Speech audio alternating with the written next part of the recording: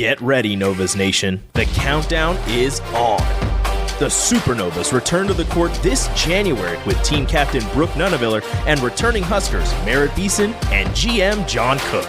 This season promises to be bigger, louder, and more electrifying than ever with world-class professional volleyball lighting up Omaha. Season tickets keep you at the center of every moment with the best fans in pro volleyball. Secure your seats today at supernovas.com.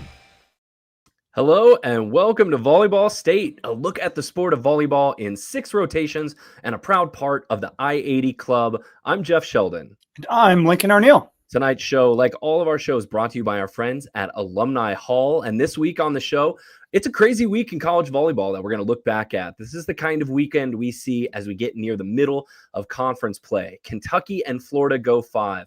Olivia Babcock once again proves herself to be superhuman. A rough weekend for Louisville and Nebraska. The Huskers roll right through the Great Lakes State. We're going to talk about all of it, plus the initial NCAA, what are they calling it? The bracketology seedings, the initial seed projections. We're going to talk about that. It's great in-season fodder. Is that what they call it? Just like the in-season bracketology?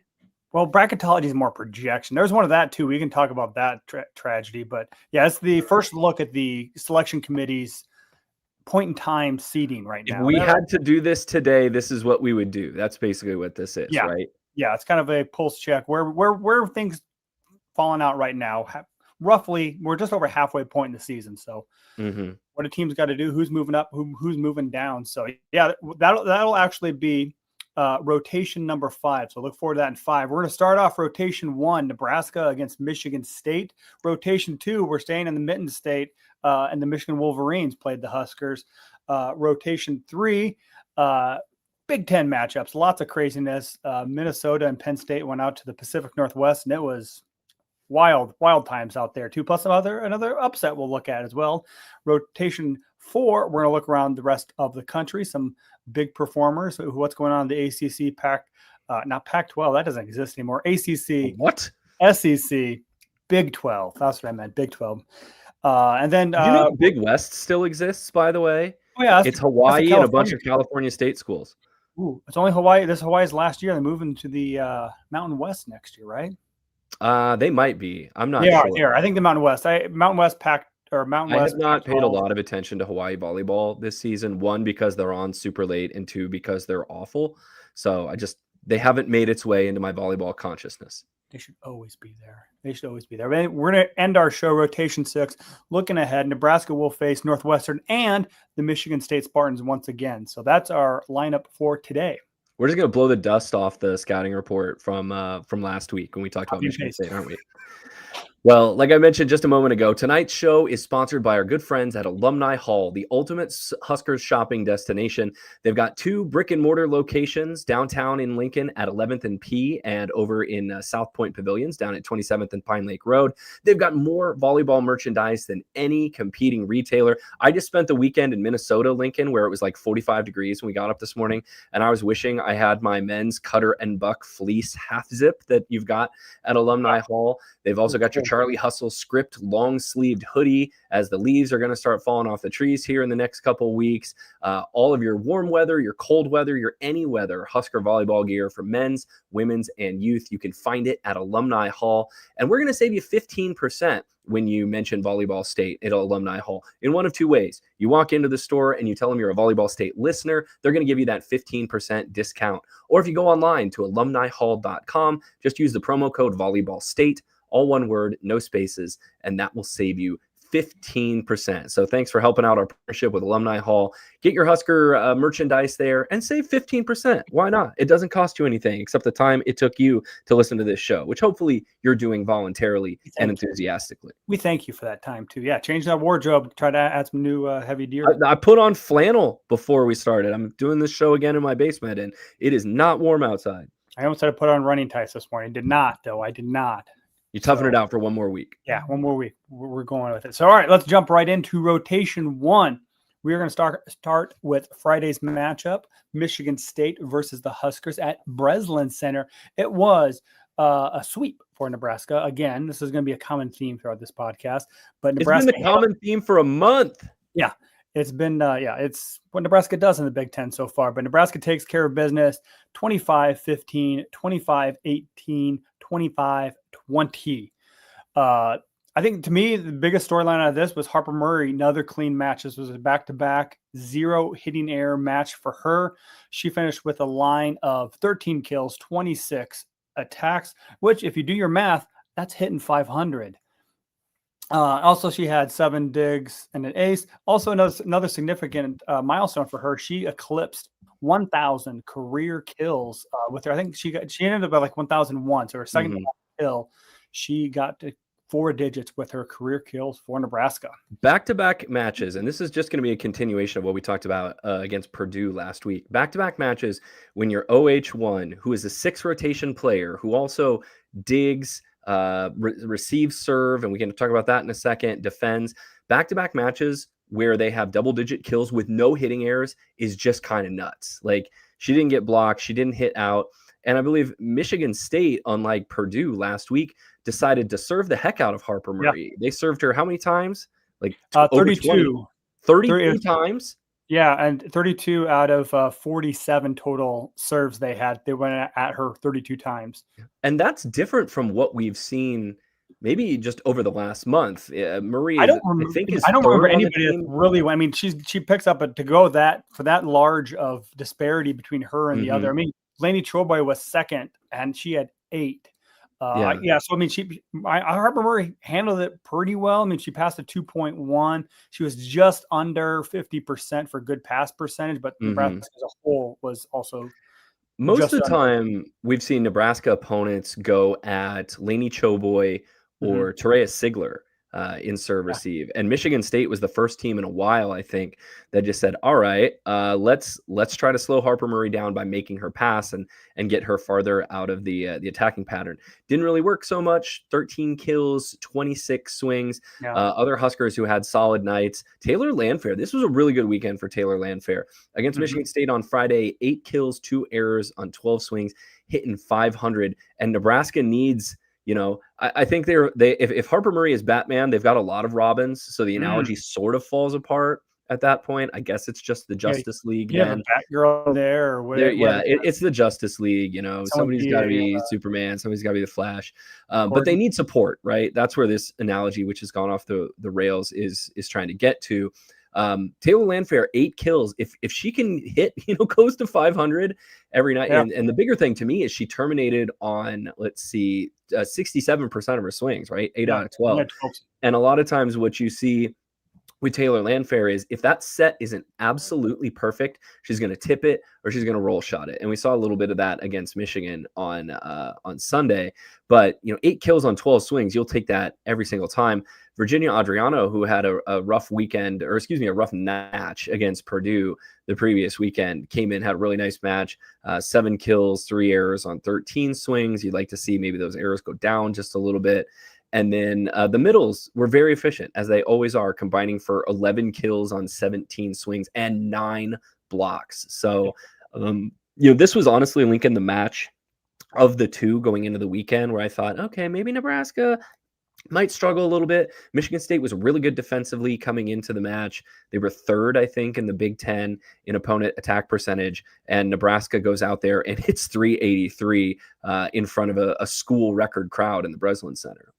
Yeah, it was a really impressive performance too. I mean, everyone was hitting. I mean, just their kill percentage, not just their hitting percentage, but the kill percentage for everyone was 500 or better too. I mean, Harper Murray was maybe the lowest at 500. She got 26 swings, but I mean, every other major attacker was above. I mean, even Terea Sigler, who got 4 attacks, she got 2 kills. So every single attacker was putting the ball down at a very high rate. So again, we'll give credit then to Bergen Riley with her 32 assists for the night. And Nebraska as a team ended up hitting 383. So again, just this is not an anomaly anymore. This is what Nebraska is. Nebraska is a very highly efficient terminating team. After the end of the weekend, so after they beat Michigan on Sunday, Nebraska's hitting percentage actually went up. I want to say 5 points from last week as a team. Huskers lead the nation, now hitting 332 on the year. And we can big picture this a little bit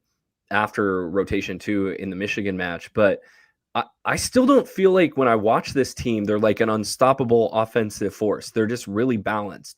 They don't have a Brooklyn DeLay or a Torrey Stafford who's just going to go up and like crush every other ball. They're really balanced, and I still feel like they have a level they can go up. I think Bergen Riley could still improve her connections with either pin, with either the left or the right. She sets the middle really well, but I think Nebraska still has another level they could get to on their pin hitters. And to say that with what their record is this year and what their offensive numbers are is really kind of frightening.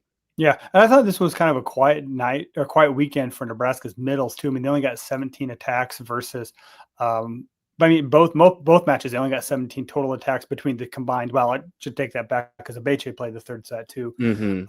But yeah, I felt like they were kind of more of the plan B option than it was the pin hitters that were getting it done as well too. So yeah, especially on Sunday, Murray got a disproportionately high number of swings from what Nebraska usually tries to do with its attacking numbers.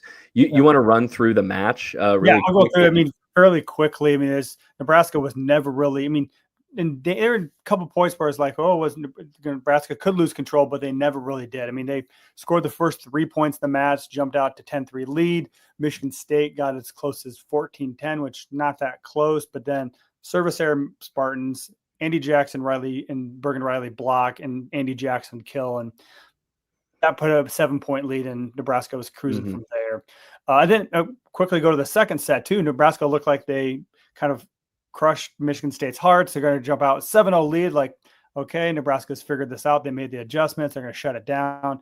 But Michigan State actually scored 6 points. They had 4 kills, an ace, and then Nebraska, I think Sigler had to step on the 10-foot line for a hitting error. And it looked like it was going to be a 7-7 tie, but there was some confusion with Rebecca Alex attack, whether somebody was in the net. There's a challenge call that went forward. Michigan State was in the net after Alec hit out, I think.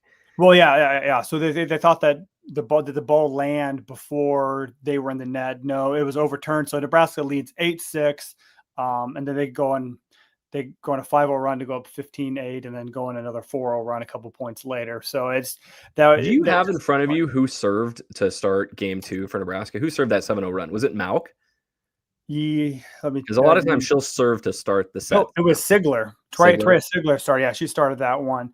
So she served the first point and ended up putting up till because that's rotation. Ended it herself in rotation too a lot. Yeah, with the back where she stepped on that 10-foot line. Mm-hmm.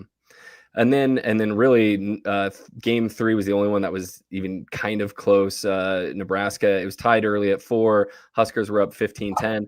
And even then, Danny must have really decided for both matches this weekend is like, we're going to use our bench. We trust our reserve. So it was only, a 15-10 game 3 when Campbell Flynn and Allie Chet came in, and Michigan State came back under those after that point. It was 16-15. So Michigan State was able to run points in this match for a little bit. And maybe that's where a little bit of the funny taste in your mouth comes from. They rallied from 7-0 down to back 7-7. They rallied from 15-10 down back to 16-15. But again, Harper Murray reminds everyone why she is the player she is, with a kill and an ace.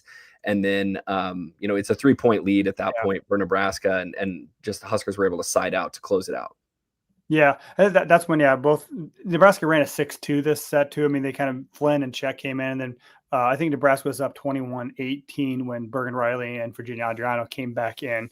And also Sigler played the front row during that late part of the third set too. And I think that part of it was, I think Danny wanted to get Campbell Flynn some playing time in her home state, get her a chance to run the offense in front of her. I'm sure she had a lot of friends and family there for both matches. So I think that was part of it too. So it was, but Nebraska kind of proved that they like to experiment a little bit, especially in those third sets. And well, I think what that tells me is their coach doesn't really feel like they're going to get threatened to the point where they're going to lose the match. Yeah. Now, potentially this comes back to haunt you at some point in theory, right? Because you're up 2-0 and then you kind of give away a set by changing up your lineup a little bit. And we've seen so many times across the country that when you don't put someone away in game 3, things can tend to snowball on you. I mean, Nebraska did it once this year against Kentucky. So Nebraska's coaching staff does not seem super concerned about that at this point. And also the other player, the role change, I guess we should say, from this weekend was Lainey Choboy got the start at libero in both matches instead of Olivia Mauk. And I guess, I mean, we weren't there to ask Danny questions or provide why she did this too. So I was kind of a surprise to me that we had no indication. She never really said why, Lainey, but they're kind of in a timeshare at that libero jersey, and they've rotated in and out who's going to start and who plays DS. And I mean, this was an issue. I mean, Choboy did finish with 6 digs. There weren't a lot of digs to be had in general. Nebraska only finished with 30 as a team. And Michigan State only had 23. Yeah, those are very low dig numbers for a 3-set match. Yeah, and she was only targeted 8 times in serve receive. She passed a 2.0. So, well, I mean, I didn't feel like the change really had that big of impact on the match, or the flow of the match. I mean, Lainey had a couple of really nice saves and kept the ball up when Michigan State was doing a little bit of yo-yo serving. But I don't feel like her changing impacted the match very much. Nebraska, after a really good passing, I would say, couple of weekends in a row, Nebraska did not pass that great against Michigan State, a 2.05, which is their 4th lowest of the year. Thank you, Lincoln, for doing the heavy lifting on the show research this week, and only a 49% good pass percentage. I don't know if we mentioned this on the show before. I'm going to try to talk as I find where I have stored this, but Nebraska is, I think, 3rd in the conference right now in good pass percentage. Either they lead it or they are 3rd. Where is Nebraska here? Actually, going into the weekend, so not counting the 2 matches that they played this weekend, Nebraska led the Big Ten with a 53.6% good pass percentage. That is the percentage of times you are in system with your pass off of a serve receive. So maybe it ticked down a little bit this weekend. We don't have the Michigan passing numbers, but I mean, there's some things I guess you could nitpick about this. Nebraska's passing could have been better. They let Michigan State go on some extended runs. And at the end of the day, Michigan State doesn't score 20 points. I guess they made it to 20 in game 3. They made it to the bare minimum of 20. But Nebraska just kind of steamrolls what I thought was a pretty good team, and probably is still a pretty good team, but makes it look fairly easy and is not threatened at any point on Friday night. No, yeah, I think this was, I mean, Nebraska likes to get their depth and get some chances in there to play, and we'll see if it pays off down to the postseason or later this regular season. I mean, you mentioned a little bit too. This is the first time that I've really seen Nebraska, especially in the Big Ten, give up those extended scoring runs. They gave up a 5-0 run. It was a 6 straight points, and another 4 points. So that's not something that we've seen from Nebraska a lot this season. Maybe Kentucky had a couple runs. Creighton, I can't even remember if Creighton had any extended Pittsburgh runs. I think maybe had some runs like that in the set that they won. Yeah, I'm just trying to think of sets that Nebraska's dropped. I mean, they've only dropped 6 sets all season, so there's not much to pick from when they're losing sets. But they had given those runs, they still won all 3. So I don't know, is there a point of concern, or Michigan State is a good serving team that just kind of kept Nebraska? They just got stuck in a bad rotation, maybe. One of the bigger, I don't know if you want to call it dangers, but things to be aware of for Nebraska this year is it is quite obvious that they are the class of the Big Ten right now, especially with Wisconsin still dealing with the injury to Charlie Fairbringer. And we're going to talk about the Badgers' struggles this weekend in a bit. But this isn't quite like Terry Pettit's teams rolling through the Big 8 and then having to, wash their face before the NCAA tournament. But like Nebraska might not get threatened by a whole lot of teams this year. And so just sort of keeping that edge when you're up 16-9 in the 3rd set against, pick your whatever Big Ten team, like that might be hard. And that could be something to keep an eye on as you get into the early rounds of the NCAA tournament. Is like Nebraska's not really playing right now with a focus on, hey, who's my Wednesday night opponent against Northwestern, or even the rematch with Penn State. Right now, Nebraska's playing to get ready for like a Final Four match against Kentucky. That's sort of how the coaching staff has to orient this team to peak then. And I don't know if playing an average to above average Michigan State team is really what's going to get you there. Yeah, but I think the one encouraging thing is that we've seen Nebraska in the last couple of years too. Well, they were just win the first 2 sets easy and then lose their focus, and then the third set gets away from them. All of a sudden they're playing forward, but Nebraska hasn't done that yet. So maybe they just have enough talent, or they're playing at a different level that they can mess around and get away with a little bit, or alter their lineups. So that's the one encouraging thing. Yes, they need to keep the eye on the big picture of we need to perform at a level that is not based on who we're playing now, but in the postseason. I agree. One of the other subplots of the weekend, and then we can move into rotation 2 against Michigan, because this is true against Michigan too. Nebraska played in front of another school record crowd, 11,578 at the Breslin Center on Friday night, which was more than 4,000 people greater than the school record set. The last time Nebraska visited in 2023? Yep. So Nebraska for the weekend plays in front of like 24,000 combined fans against Michigan and Michigan State. That's nuts. Yeah, and there was Georgia made a big deal. They set a new school record. They got 7,000 people to watch their match against Alabama, which is it's a 500 Alabama team and a those are not like wonderful teams. Georgia team, but they didn't charge admission. But they charged admission for both these matches, and they filled up the stand. There's a lot of red in the stands both matches. So it's cool. It adds to the wherever Nebraska goes, and they got some local Michigan girls that may help out a little bit with that. But you bring all of Legacy Club to that match this weekend, or those matches, and you put them right behind the bench, and you're like, hey, if any of you are interested in playing college volleyball, perhaps you would like to come play here.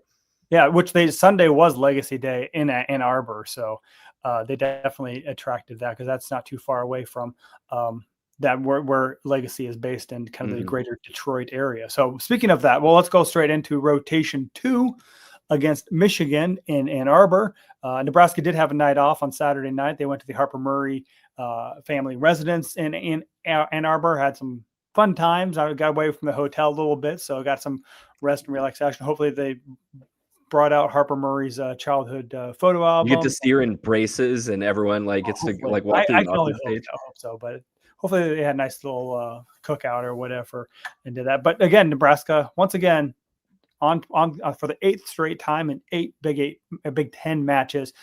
Nebraska sweeps conference opponent. This one was 18-13-18. Yeah, another great night for the Husker offense, which hits, I navigated away from it, 390. So after hitting 383 against Michigan State, Nebraska hits a ho-hum 390 against the Wolverines. And one of our newer subscribers, thank you so much, STM ! Set the middle. Yeah, set the middle. And thanks for subscribing. You too can be a Volleyball State Patreon subscriber at patreon.com/I80 Club. Get to drop us comments that we're going to read in the show, and join us live when we do the show on Sunday nights. Set the middle says Huskers out-hit Michigan by 311 points today. Put this together just to see what it looked like. Sorry, this is not great podcasting. It has a really nice graph, some data mapping on here. Says Nebraska is out-hitting teams by about 215 points this year before today. And Nebraska last year hit, I think it was 284, 285 just in total. I talked about this, Lincoln, in one of my articles. I forget whether it was last week or the week before at Husker Max. But if you are a team that out-hits your opponents for the season by 100 points, you're a pretty good team. You're probably winning a lot of matches. If you are out-hitting your opponents by 200 points, you're probably making plans for the Final Four. I think there was one team last year, and that was Pittsburgh, who led the nation in attack percentage and was second in opponent attack percentage. And they were a dominant team all year long. Creighton was actually really close last year. I think Creighton's net hitting percentage was 194. And there's a million stats you could point to in volleyball, but the one that sort of shows you how good you are as a team, I think, is the net attack percentage, the difference between your attacking efficiency and your opponent's. If you have a plus a lot, you're winning a lot of matches. You're not winning a lot of matches if you are in the negative in that number. Definitely not. Yeah. So there's another great hitting efficiency night for him. And Nebraska did hit 390, and nobody had more than 9 kills. Harper Murray led them she hit 9 kills and 26 swings, but It was a very, again, balanced. Actually, nobody for either team had double-digit kills. It was a weird night where balanced ruled the day. So, and Michigan runs a 6-2, or at least did for part of Sunday's match. So they bring in a lot of players, and I don't know. It was like a high school match at some points. It was like, all right, you're in. Yeah, they used 3 different setters throughout the course of the whole match, too. They were just trying to find somebody that could connect with the attackers.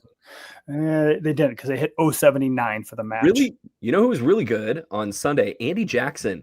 8 kills, 10 swings, and 6 blocks.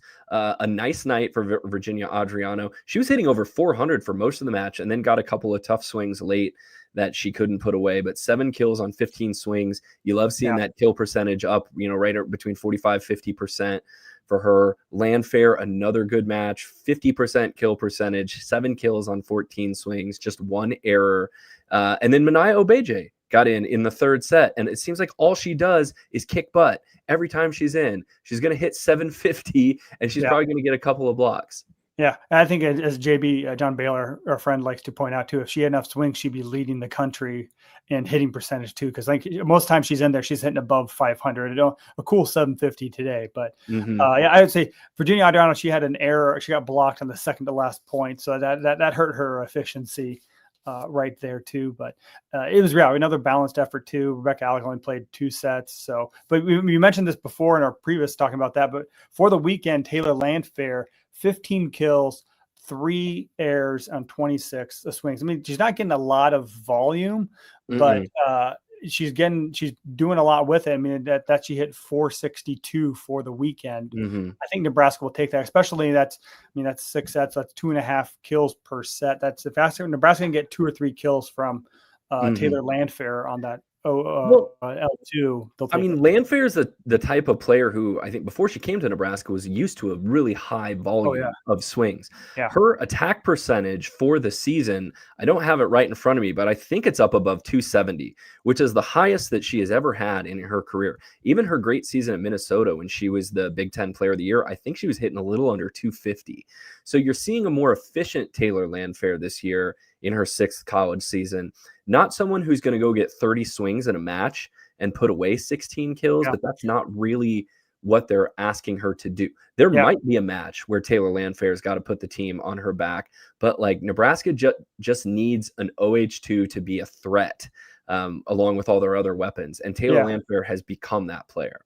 Yeah, she's hitting 286 this season too. Her previous best, she was very consistent her first 3 years. She had 257 her 3rd year at Minnesota. She had a red shirt. Her second year, she got injured, so it was medical hardship. But she had 257 in her second full season in 2022. 286 this season from Landfair, I think, is a little bit better than what Murray hit last year, because I think Murray was around like 275.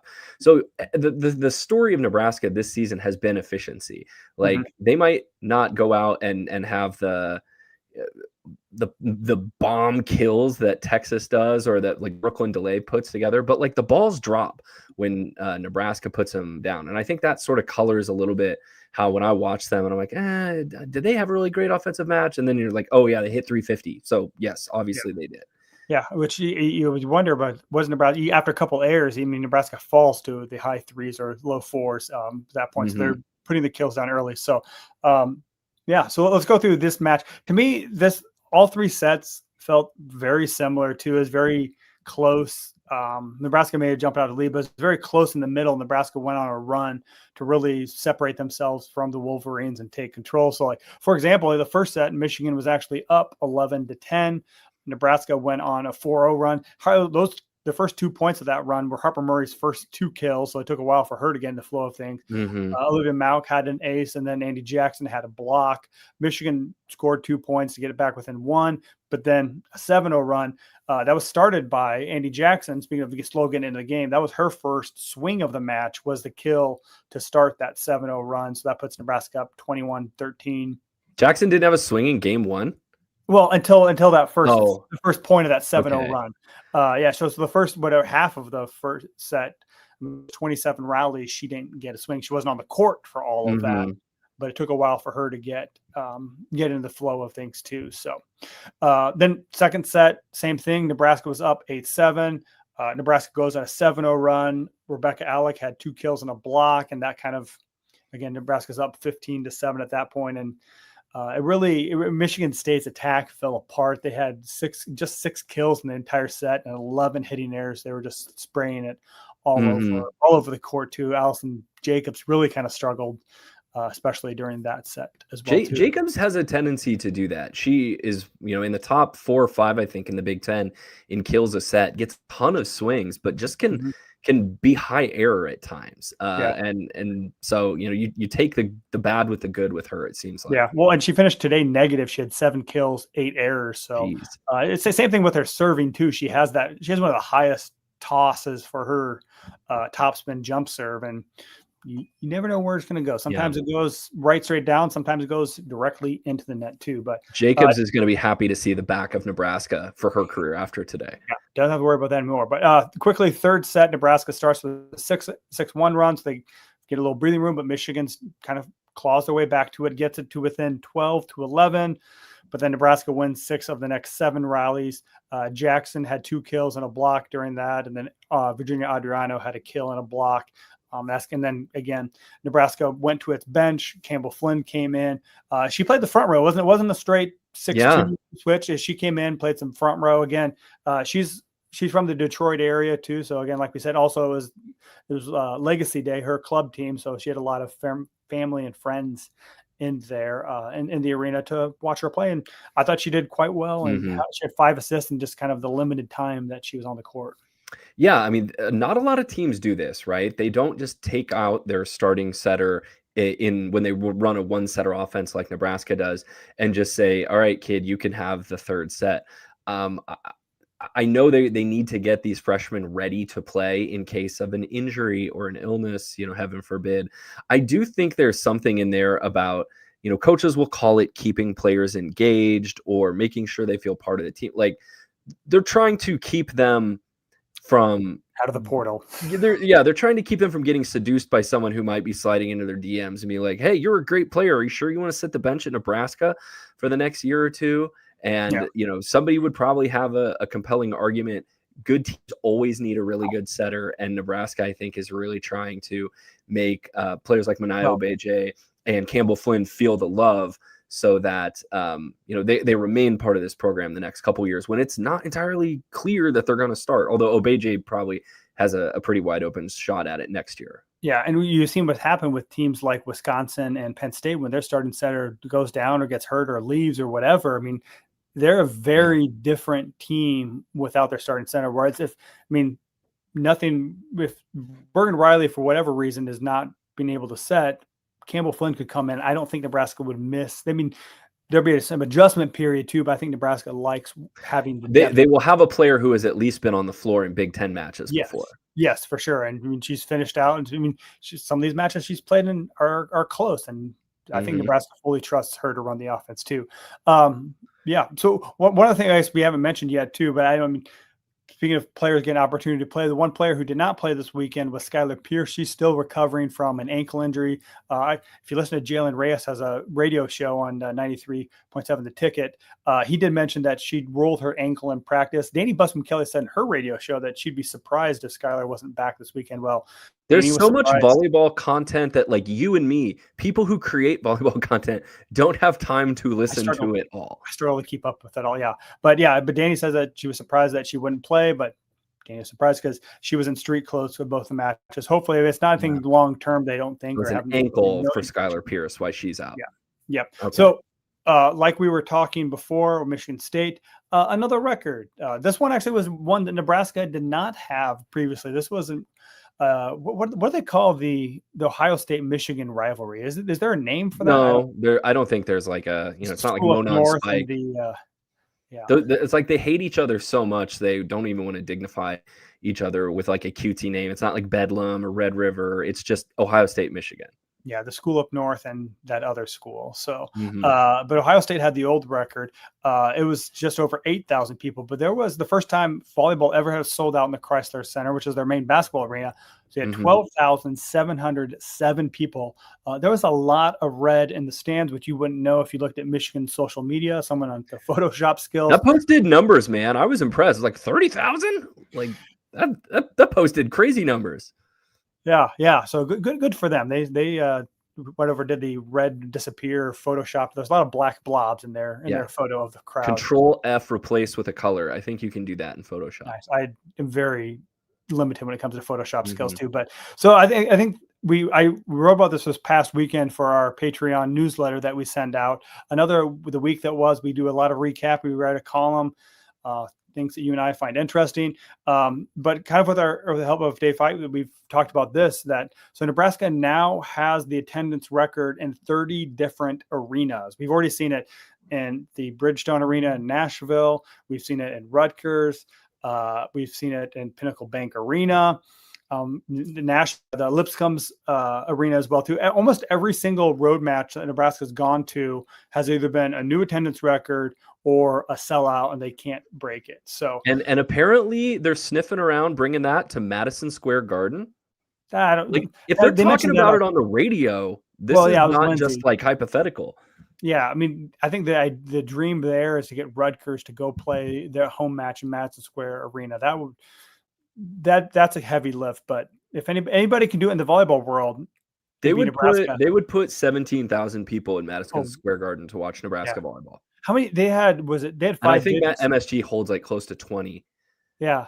Against a very mediocre Maryland team on the East Coast, they got 13,000 people last year in their basketball arena too. So there's a lot of Nebraska people there, and I think just for the pure spectacle of it too, you promote that. I mean, how many people from if you do it early in the season and you turn it into an event, you'll get really close to a sellout. Yep. People would want to go there to be there for history too. So a lot of people would make weekend trips up to New York for that as well too. So just before we move on, so it doesn't sound like we're damning her with faint praise, just over the last 2 weekends, Harper Murray, her last 4 matches, 50 kills, 3 errors on 104 swings.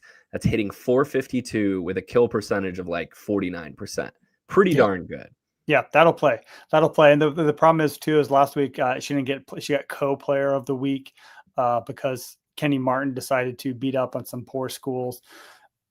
So, and she got national player of the week too. I mean, Wisconsin was one of those schools, but we'll see what the awards fall. And I think Nebraska doesn't care about it. If she gets it, great, but I don't think that they will feel anger that if Harper Murray doesn't win the awards for the work that she's putting in too, because I think at the end of the year, she'll be a first team All-American. She's on the short list of Big Ten player of the year too. One last thing we did not mention yet about Michigan, the Michigan match, and then we could quickly move on. Nebraska 13 blocks on Sunday in a 3-set match. 13 blocks, 6 from Andy Jackson. Box score. Where are you? 5 from Alec. There 5 you go. From Alec, and 1 from Obeche had 1 too. So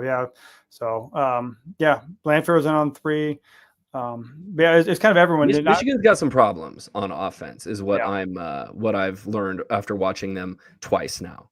Like their numbers were really good kind of in the aggregate, but when they go up against Nebraska, like a lot of teams, they do not look good. That's why they used 3 setters. They couldn't figure out what offense they wanted to do. I mean, Omaha Scott grad Morgan Burke has kind of been their primary one, but they went with Ellie White, played, and then kind of towards the end, Camille Edwards came in and played some setters well too. So using 3 setters, you have 3 setters, you have 0 setters. Yeah. Let's move into rotation 3, the rest of the Big Ten. Number 25, USC, kind of the big surprise of the weekend, goes into Madison and takes down number 9, Wisconsin. Very close sets in this one. Wisconsin takes the first one 25-23, but then USC by the same score in the next 2 sets, also 25-23, and seals it out with a 25-22 win in Madison. So 3 deuce games and 1 3-point set. I swear, Lincoln, I've been waiting for London Wiege to go off for like 3 years because she had a really great freshman season at SC and then I think got hurt the next year and she's dealt with some injuries, unfortunately. She had 24 kills for the Trojans today and hit 308. USC is always a team that has like at least one crazy good pin hitter. And last year was Allie Batenhorst. And so I always kind of expect them to go on a run. And they showed out today in Madison. Adonia Faumuina had 13 kills. Abigail Mullen had 12. And Reese Messer, 47 assists and 13 digs. So USC puts it together in Madison and gets a statement win against Wisconsin. Yeah, those two, the Abigail Mullen and Reese Messer, are both freshmen from the Kansas City Metro. They're club teammates at Legacy Kansas City as well too. So, is that where Skylar Pierce had did club? She's club playing same club as them too. Is a year ahead of them. Probably playing the older age groups with them as well too. Kansas City has a ton of talent. You see lots and lots of schools trying to go in and make hay in Kansas City. Well, that's what I mean. Stanford's dynasty was 6-7 years ago was based off of like Kansas City girls too, as well. So, but yeah, for Wisconsin too, looking on their end of things, I mean, Mimi Collier did what she did. She didn't have the highest efficiency. She was in the 200s, but had 23 kills. To me, the most significant note of Wisconsin was Grace Egan was back. She missed a little more, not quite a month, since she was out with an injury. And she ended up she only had 3 kills, 3 airs on 20 swings. So not maybe the most productive day, but I think it's a good sign that she is on court. And also Wisconsin's backup setters missed in the last couple matchups too. They haven't used her. They needed her because Addie Horner's been playing. But when you have no Charlie Furbringer and Addie Horner's your starter, you are in a pinch. And we don't know. Again, this could be a season-ending injury for Furbringer, couldn't it? Like nobody's saying whether they know for sure or not, but it's not like she's expected back next weekend. Yeah, no, we don't mean it could be week to week. Some people think it could be season ending. We've got Kelly Sheffield does his press conferences on Monday morning. So I think they always ask, you got a status update or a timetable at least. And he has not provided anything as far as, it's just a strain or if it's a pulled muscle or something, but it's not good as the longer it goes too. And we're only a week and a half away from Nebraska, Wisconsin playing on Halloween night. Well, yeah. And Wisconsin was kind of thought to be the big challenger to Nebraska with Penn State being a little bit down this year. The Badgers are now 2 games back. They're 6-2. Nebraska is 8-0 in the conference. And so, and Nebraska already has wins over most of these teams that's below them. Minnesota's kind of the last gasp that Nebraska hasn't played yet. Illinois is in second. I know we're going to talk about the Illini in a bit, but Illinois, I don't believe, has really played a ton of the top of the Big Ten. Beat Purdue. They beat Purdue. Okay, so there you go. The one surprise that, hey, maybe Illinois is for real. They just but other than Purdue, they have not played a lot of the top teams on their schedule so far. Wisconsin didn't have a terrible weekend, on the whole. They did take care of UCLA in straight sets, but UCLA is in the top 25 as well at number 23. Smoked the Bruins 25-14, 20 and 21. Mimi Collier again. She maybe is right there neck and neck with Kennedy Martin for Big Ten Player of the Year. 16 kills and hit 324 against UCLA. Wisconsin hits 267 overall. Sheridan Leverett leads the Bruins with 9 kills, but she can again be hot or cold. Only hits 062 against Wisconsin. On Bruins, all of UCLA hit 062. Oh, excuse me, I misread this. Yeah, UCLA hitting 062. You're not going to beat Wisconsin in Madison, especially putting up that number. Yeah. So I thought one of the coolest matches of the last week was Purdue and Indiana in a very high stakes in-season tournament, Discover Challenge, whatever it is, match. The stakes were, these were 2 of the undefeated teams. The other 2 was Nebraska. The winner gets their credit limit increased by $1,000. Hot dig. This was a cool setting, though. I watched this match on Thursday. It was Gamebridge Fieldhouse in Indianapolis. This is where the Pacers play, and the Indiana Fever play a lot of their games there as well too. So they got a crowd of 6,000 people. So that's pretty cool for them on Thursday night to get that. But Purdue takes care of Indiana, do it in 4. Purdue won the first, third, and fourth. Indiana did sneak out the second set there. So I thought this was good. I mean, this is Indiana's really big test too. They've kind of been knocking on that door, thought that they were going to prove themselves. They had lost last weekend to Michigan, but Michigan State. They lost to Michigan State, right? The green team. But Purdue kind of bounced back when Nebraska, after they got beat up by Nebraska too. Kenna Woolard had 18 kills, hit 308. Akasha Anderson had 9 kills, and Grace Heaney and DR Charles each added 8. So a very balanced effort. I mean, Woolard is going to be their workhorse, but they got enough behind her to really take care of that. And Avery Tatum led Indiana with 15. But like you said, cool environment too. And they speaking of rivalries, they have a good rivalry between Indiana and Purdue. It's a little bit been Purdue heavy, the recent history, but. When they call it the Monon Spike, do you know what that means? They have a bucket. No, Monon, I believe, was a railway up there. As someone who's watched Hoosiers as many times as I know you have, they actually mentioned the Monon in the movie Hoosiers, if you remember that. I need to pay more attention to that. That's one reference that escaped me. Absolutely. We go up to the Pacific Northwest, where nobody can be entirely happy because everyone went 1-1 up there. Although you're coming home to Happy Valley, which already is not the happiest place on earth the last couple weeks. Penn State loses in 5 on Friday night in Seattle against Washington. Former Nittany Lion Alexa Markley for Washington, the outside hitter, goes off against her former team, including getting the kill on match point. She had 16 kills against her former team, and Washington holds on to beat Penn State 15-13 in the 5th. Kirsten Barton, a player who I thought was really impressive when Washington played Nebraska earlier this year, had 14 kills. And Washington hit 285 for the match. Yeah, Penn State really struggled too. I mean, they only scored 11 points in the first set of this match too, so they really did not get on. I mean, and a lot of it was dependent on their side of the net too. I mean, they took 176 swings. They got 61 kills, but had 30 hitting errors. And they also missed 17 serves. So they dictated a lot of the action. So Washington's stat line maybe isn't as impressive, but because Penn State, it was so high air too. Kennedy Martin had 17 kills, but only hit 129. If you hold Martin to 17 kills in a 5-set match, that's pretty darn good. Yeah.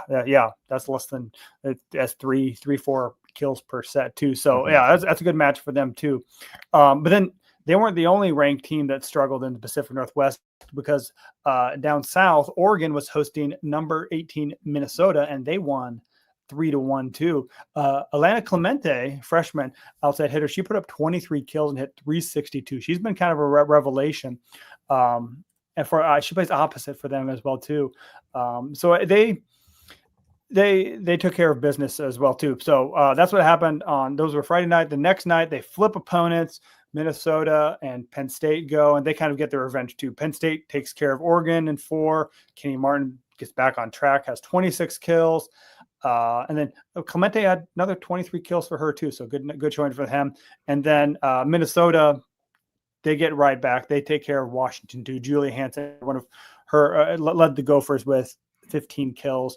Lourdes Myers had 12 kills and 9 blocks. And then Carly Gilk, who's gotten a little more playing time as bodies have been falling on the wayside on the injured list too. She had 11 kills on 20 swings for the Gophers. So good. They needed a win like that. If they went 0-2 up there, they're using his head in the wrong direction. We're just continuing to see the travel in the Big Ten is really hard on teams. And Nebraska avoids going out to Oregon and Washington this year. They did it last year and won both matches. What they have to do is they have to go out to LA in a couple weeks and play USC. A couple home matches out in LA, you mean?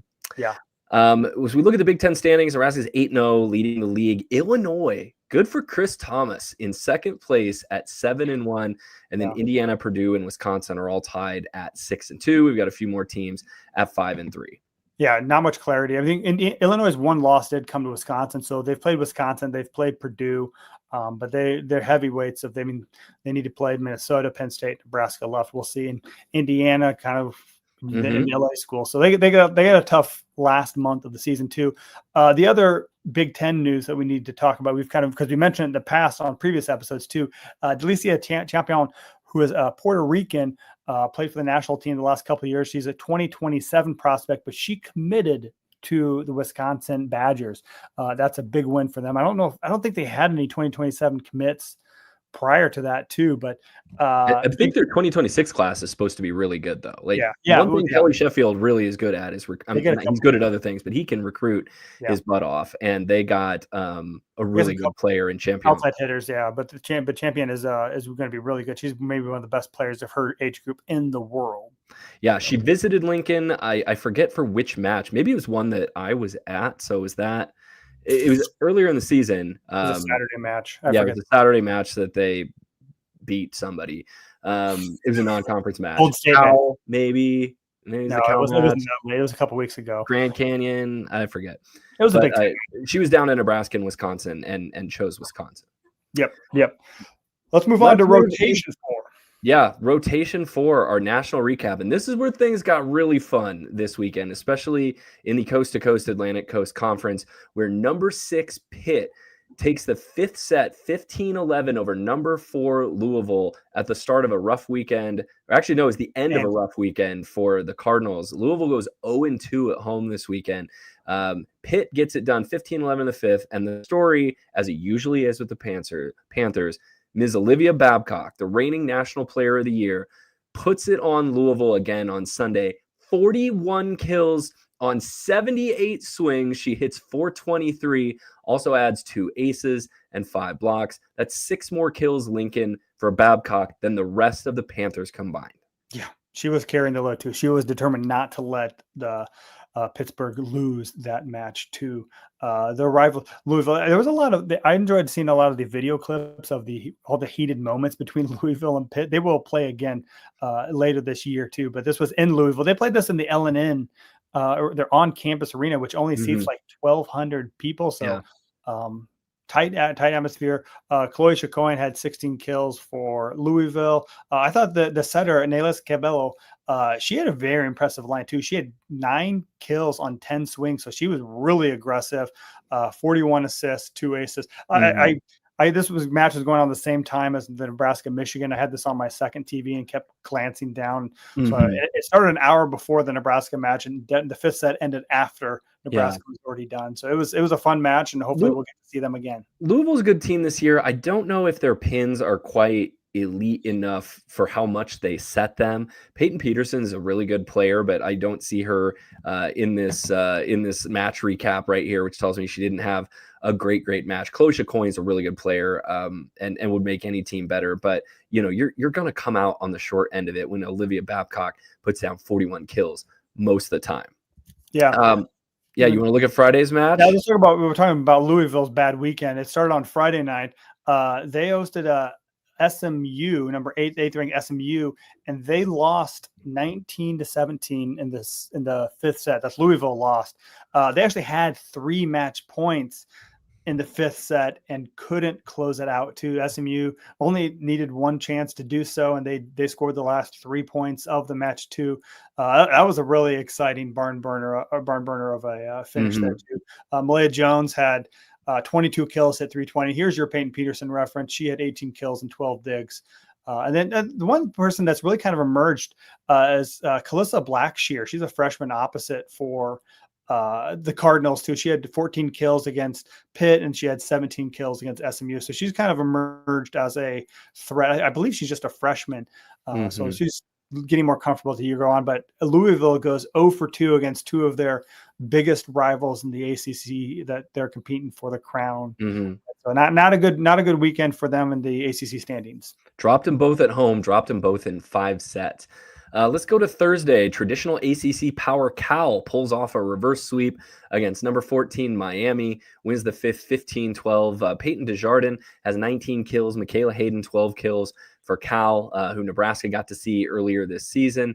Ashley Lee also 12 kills for the Bears, and Flamari Heredia Colon, who basically took down Pitt by herself last weekend, 28 kills. So still a big kill number, but that the errors are going to come right along with that as well. She had 13 errors on 59 swings, so the hitting percentage, not as high as you would like it. I don't know what's a good NBA equivalent to that. Someone who's going to take a lot of shots, someone who's going to miss a lot of shots. I don't know. Watching the Celtics when they have one. We're old, so we could say Russell Westbrook probably, but Russell Westbrook. I'm surely there's a 23-year-old out there who just takes a ton of shots. Well, I was going to go with the Celtics when they had one of their off nights when they were playing the playoffs, when they just launch all these 3-pointers that if they go in, great, but they're just bricking them. So yeah, that was exciting because that was a late. That was a West Coast match out in Cal. That was one of the last matches of the night on Thursday. But then also this past week, Pitt almost were upset themselves. They played Notre Dame in South Bend. Notre Dame won the first 2 sets by identical scores, 27-25, but then Pitt kind of fixed some things too, and ended up winning the fifth set. They went out emphatically 15-4. They were tired of messing around and giving up those deuce games and extra points. So Babcock had 29 kills, 14 digs. Blair Bayless had 13. Pittsburgh only hit 206 for the match too, and they were actually outblocked by Notre Dame 21. Oh my gosh. Yeah, we saw this a couple times this week where somebody gets to game 5 and it's just a total runaway. Yeah. On Sunday, number 5 Stanford in a very tight match beats number 14 Miami. So the Hurricanes go 0-2 this weekend. Stanford wins at 25-23, drops second set 25-27. Another deuce game in game 3, 26-24 to Stanford, and then Stanford blows them out 25-16 in game 4. Elia Rubin, probably looking at a first-team All-American honor this year, outside hitter for Stanford, has 17 kills and hits .441. Julia Blashoff, it's nice to see her back from her injury, 15 kills there. Stanford always has a really good offense, it seems. Hits .357 as their freshman setter Logan Parks has 43 assists. Erica Sayer has 10 blocks. Heredia Colon, again, 20 kills for Miami, 13 errors. 13 errors. Yeah, there you go. The other shoe has dropped. That's a big win for Stanford. Lincoln, take us to the SEC. Let's go down south. Kentucky played a big match on ESPN against Florida, and they ended up winning that in the fifth set. They won the fifth set again, pulled away. Not much drama there, 15-6. But it was back and forth. I mean, Kentucky had to win the fourth set. They were down 2-1, but had to win the fourth set, 25-21. And end up coming back and dominate the fifth set too. Eva Hudson, this is their double barrel attack too. Eva Hudson had 21 kills, hit .345. Brooklyn DeLay had 20 kills. Kentucky just hit 201 for the match with 57 kills. But not to be outdone, Florida only hit 120 as Jordan Bird had 17 kills for them.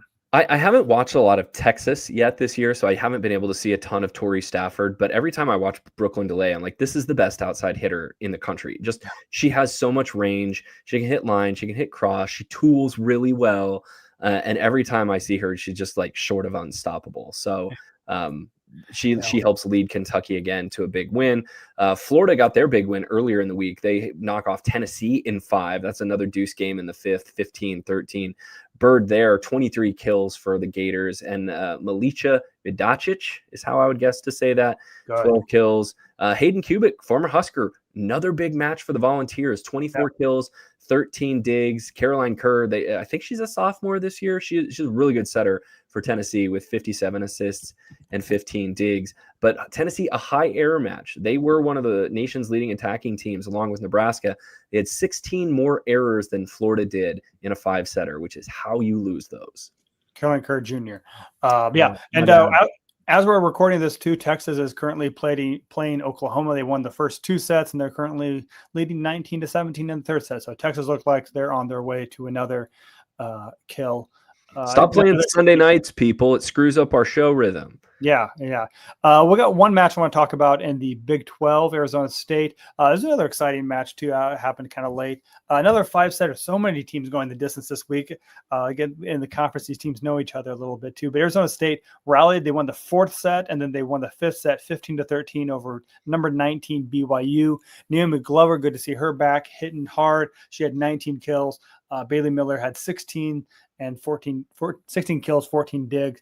And ASU outblocked BYU 16-8 too. Suli Davis looks really good. Being a freshman, I don't think she's gotten enough attention that she deserves for Freshman Player of the Year. But she had 25 kills. And Davis isn't a freshman, is she? Not Suli Davis. Dang it! I need to. Boo! She is, but no, she's a freshman. Don't boo me. I thought she was. She is a freshman. Instant research. Claire Little-Chambers, she had 14 kills. But yeah, this was the second straight year that Arizona State went into Provo and then had to win the last 2 sets to emerge victorious as well too. So big win for JJ Van Niel, our guy from last year, our sort of like the show's favorite coach. Best mustache in the college game too. Quick couple notes too. We'll keep moving this along. But big weekend for Nebraska Kearney. They had a rough week the week before. Went down to Kansas and lost a couple matches. I think Emporia State and Washburn probably.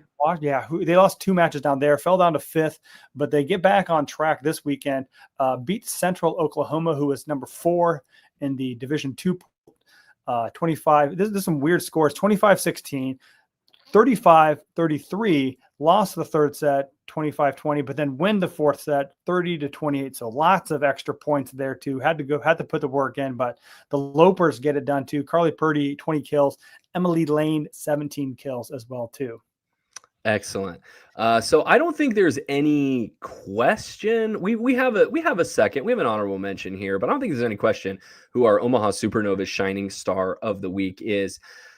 Olivia Babcock. Yeah. Very anticlimactic. 41 kills against Louisville. You know, we'll give it to you every time. We're loyal to stat stuffers, I guess. And Olivia Babcock, they're not meaningless kills, obviously. She's not a pejorative stat stuffer. She carries Pitt every single match. 41 kills, hits over 400. However, we'll go ahead, Lincoln. You want to tell everyone who our silver medalist is here? Silver medal. I want to give it to Alana Clemente, freshman from Oregon. She's really kind of emerged for the Ducks. She had 23 kills against Minnesota and Penn State. Both of those went 4 sets. But I think she's really kind of emerged as the go-to attacker for the Ducks, who had a complete roster overhaul. They had only one player, a defensive specialist, back from last year's team after the coaching change, but she's a freshman opposite who's really come in, and she's kind of flourished as the season's gone on. Mm-hmm. Absolutely. So they are our Supernova's shining star of the week.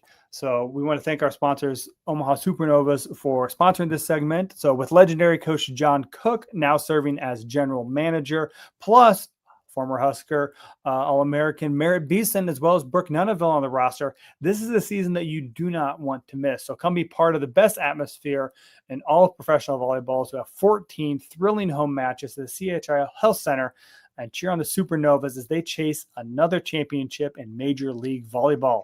Did you know that Brooke Nunaville started her career as Oregon's libero?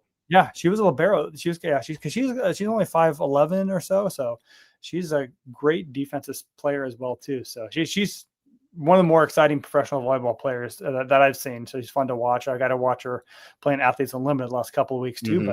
But you can see a lot more of Brooke and Reagan Cooper and Sydney Hilly and all the other Supernovas.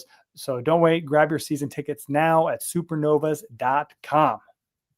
All right. We're going to move into rotation 5, where just today, because we're recording the show on Sunday, the NCAA put out their top 16 seeds, I guess you would call them the preliminary top 16 seed of the NCAA tournament, which will be released the Sunday of Thanksgiving weekend. So we still have a little over a month to go there. No surprises as far as like the names at the top of this, Lincoln, but maybe some folks were surprised at the order. Nebraska is the number 1 overall seed projected by the NCAA right now. Of course, they're number 1 in the coaches poll and have been all year. However, in the RPI and then the other KPI metric, Texas was number 1. So were you surprised when this came out and Nebraska was the number 1 seed? A little bit. I mean, I kind of warned Husker fans to expect Texas or not be surprised if Texas is that. And then Husker fans decided to run down my throat the rest of the afternoon. Great times, good. But I was like, I thought it was a very strong possibility because Texas has the strongest strength of schedule. They've played, I think, a couple more ranked teams, but Nebraska, this is what they announcer Holly McPeak said when they revealed Nebraska to be number 1, is that Nebraska does have one more win against the top 10 RPI. They've also played 2 more matches than Texas, so that kind of helps their case a little bit too. And they've played fewer 5-set matches than Texas as well too. So I think that's what the committee went with as of right now. But things can change too. So I wasn't surprised. I thought it could be either way. I was expecting Nebraska to be 1 or 2, obviously, because they're only 2 undefeated teams. So if Texas had been number 1, would not have been a huge shock. But again, it's a point in time. Look at right now. Also, does it really matter the difference between 1 and 2? Because you're hosting your home regional, you're still on the other side of the bracket from the other seed, whether it's the 1 or 2. So, like, I think you want to be number 1 because I think you avoid playing Pitt in the regional semifinal, the national semifinal too. And I think there's a drop off between. I think Pitt's a good number 3 team, even though they lost to Miami. They lost to really. Well, see, if it were me, I would put Kentucky as the number 3 team in the country. So I guess we're bearing the lead a little bit here. Nebraska's number 1, Texas is number 2, Pittsburgh's number 3 in these rankings, and then Kentucky's number 4. I would actually flip those because I think Kentucky's just a better team. than Pittsburgh. But, no injustice done by putting them in that order. And I think, Kentucky's got to come a long ways to better. I think, Kentucky may be a slightly better defense. I think Nebraska's lucky they got to play Kentucky before Cassie O'Brien kind of fully took the reins, the freshman setter of that offense. Yeah. So then you see after that. So those are the 4 teams. You want to be a top 4 because that means you host a region. After that, you get SMU. I think was really boosted by their win. The win over Louisville, because that was taken into consideration. Their match today was not, but SMU gets a boost there. Louisville's loss against Pitt is not part of this too. Louisville's number 6, Arizona State, Purdue, TCU, Creighton is number 10. That means the Blue Jays would host first, second round too. And then just to finish it out, 11 Stanford, 12 Wisconsin, Texas A&M's 13, Indiana. And then we get Penn State at 15 and Wisconsin at 16. That's so Minnesota. Minnesota's number 16. Minnesota's 16. 2 kind of thoughts on this. According to this, Purdue is the number 2 Big Ten team. They have them ahead of Wisconsin. This is before Wisconsin lost to USC. So they view Purdue as the number 2 Big Ten team. And then Penn State and Minnesota, with their losses to Oregon and Washington I assume it was in consideration. I don't know. That's just, we don't know when this was put together though, right? We don't know if they were like doing this on Sunday morning and then putting it out. So I think the surprises here, there's no Miami. I think Miami is one of the first teams left out of hosting. Why is it 16? Because those 16 teams are the ones that host first and second round. That's kind of why they stopped doing that as well too. So, so I think we'll see this again. There's a month left. There'll be a lot of matches too. Creighton got to feel good about number 10 because they don't have a lot of, they've beaten Kansas. And they're not going to get a lot of high caliber wins playing Big East the rest of the year too. But to be number 10, that means that they're comfortably inside the margin of error. If they were to slip up and lose a Big East game, they can get there too. So, so that's we'll get to see anything. Any other thoughts that you have or anything that stuck out to you? Nope. I don't think it's a huge injustice. Miami's not in here, especially after they lost twice this weekend. I think it reminds you how good, once Creighton gets into Big East play, you can sort of have the tendency to forget about them a little bit. And it just reminds you how strong Creighton is. And of course, Nebraska fans were reminded about that when they took Nebraska to 5 earlier this year, but it's going to be another really, really good year for the Blue Jays. And then I think some of this Big Ten stuff, you've got Big Ten teams at 12, 14, 15, and 16. Some of those will get sorted out. You might see some more SEC teams jump in there. If those teams just beat up on each other, if Wisconsin, Indiana, Penn State, and Minnesota kind of beat up on each other, maybe that gives another team I don't even know where Florida's not in here. Maybe Florida could jump up in there. BYU, Illinois, if they're legit, we'll find out pretty soon for them as well too. So I think we'll see a lot. Well, I don't know. It's a good point in time. We'll forget about it by the time next week rolls around as well too. So, let's move on. Before we move into rotation 6, this segment is brought to you by Jiv Athletics. For you players or parents of players who are looking for that perfect layer under your spandex while you're on the court, Jiv Athletics makes high-performance underwear engineered specifically for volleyball players.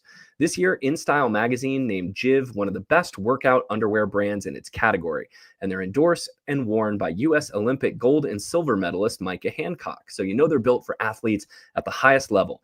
They're made without PFAS or harmful forever chemicals. Jiv's fabrics are breathable, they're moisture wicking, and they're designed to give players true comfort and confidence under their spandex. So you can try them today and feel the difference. And we're going to save you a little bit of money too. You use code VSP15 for 15% off at jivathletics.com. That's VSP15 at jivathletics, JIV athletics.com. Let's go to rotation 6. We've got a new face and a familiar face this week for Nebraska, Northwestern, and Michigan State. Once again, folks around the country are going to have to watch Nebraska on Big Ten Plus streaming service. But for those of us who reside in or near the state of Nebraska or have a local YouTube TV login, You can watch this match on Nebraska Public Media Friday night, 6 p.m. Northwestern is 13-7 overall, 3-5 in the Big Ten. They've hung tough in a couple of these matches. They beat Michigan in 5 on Thursday and then lost to Illinois on Sunday. But when I think back just kind of over the years, Northwestern has thrown a scare into Nebraska a couple times. Yeah, they're just, I mean, I feel like you think about Northwestern in general, too. They're very fundamentally sound. This is maybe a stereotype. The whole university, a bunch of nerds who don't make a lot of Sorry, mistakes. Emily. Sorry. That was Lincoln that said that, not me. They're a bunch of nerds. But they play very fundamentally sound. They kind of wait for you to make mistakes, too, and maybe catch you by surprise a little bit, too. So, they'll have a pin hitter just go off against you. I remember, gosh, who was it that and then she transferred to Temi Thomas-Alara. Yeah, Temi Thomas-Alara, who transferred to Wisconsin, was incredible at Northwestern. Their leader this year is senior outside hitter Rylan Reed. She's averaging 3.25 kills a set, but she's been out for a week or so. Hasn't played since they played Penn State. Yeah, I don't know if she's been injured or she's been out because also playing now the second outside hitter is Boussaint Hazan, who she missed a month because of injury too. She returned last week. So I don't know if she kind of displaced Rylan Reed. You don't really want to knock somebody who's averaging 3.25 kills per set out of the starting lineup too. But Hazan's hitting 288, averaging 288 kills per sets too, but hitting only a 119. And then kind of they had some transfers to their roster during the offseason too. Aleje El-Nadi, she's a grad transfer from Kansas. She's also averaging 2.88 kills per set, hitting 237. So she's been a nice addition to them as well, to the Wildcats. They do run a 6'2". Lauren Carter, senior setter, splits time with Sierra Nordemir. I can hear John Baylor's voice saying her name in my head. Nordemir, redshirt junior. So they run a 6'2", so they get a lot of people in there and do that. I mean, but again, they are not nothing scary in the numbers for Northwestern, really. They're in the bottom 3 of the Big Ten in kills a set, blocks a set. They're a pretty good aggressive serving team, averaging 1.7 aces per set. But a lot of times teams like that can pile up the errors as well, especially teams that play Nebraska and know that they have to kind of grip it and rip it from the service line to have a shot against Nebraska. Yep. So let's take a quick pause before we revisit our good friends from Michigan State. Hi, I'm Mikey Hancock, 2-time Olympian from Edmond, Oklahoma. Confidence means everything. For me, it comes from within. As an elite athlete, you look for external validation way too much. I've worked really hard to attain that and not seek external validation. JIV makes me feel confident because I don't have to worry about the functionality of my undergarment. At the Paris Olympics, I was so happy that JIV was the layer beneath it all, whether I was gallivanting the city or playing in the Olympic Games. Instead of adjusting what I'm wearing, the functionality of it helps me lock in and be in the moment. That's why I choose JIV, not just for game day, but for every day. And we're back. Great. Michigan State, they come in. They had a little bit of a rough weekend. They ended up, I didn't even update their records from last week. Did they lose both matches this weekend? Yeah. 14-4?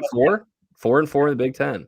Yeah, so they're 15-3, 5-3 in the Big Ten now too. They did bounce back on Sunday. They did end up beating who did they end up beating? They beat Maryland. They beat Maryland in 5 sets. So that's right. Maryland in 5 sets too. But so we've talked a lot about Michigan State, so we don't do a whole lot of previewing. But the cool part about this match, it is a homecoming for the starting setter, Lincoln Southwest alum Malaya Long. She redshirted Marquette last year, and now she is reunited with Kristen Kelsey, who worked for a year for VC Nebraska. There's a nice article in the East Lansing, the Lansing Journal, that wrote kind of about how they connected when they both played for VC Nebraska, and then a couple years later, they're playing college ball together. So, I don't know if anything else we need to rehash. Kind of who we know who they are, we know what to expect. Well, we do. This is where maybe you could fall into a trap if you're Nebraska and you realize you went out to their place and you swept them pretty good, and then you see them again 8 days later.